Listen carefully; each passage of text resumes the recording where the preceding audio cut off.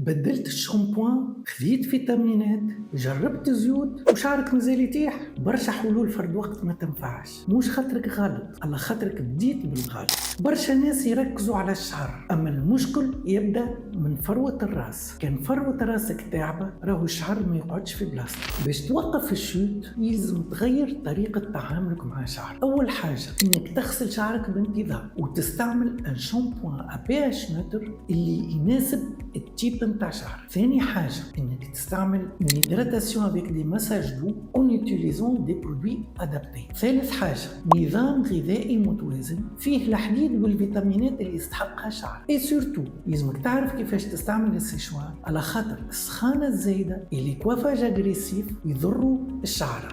دونك قبل اي تريتمون ميديكال ثم حاجات بسيطة تنجم تبدلها، خاطر بارفوا الحل موش في التريتمون، الحل في اللي بون براتيك اللي بون زابيتود اللي تنجم تستحفظ بها على شعر.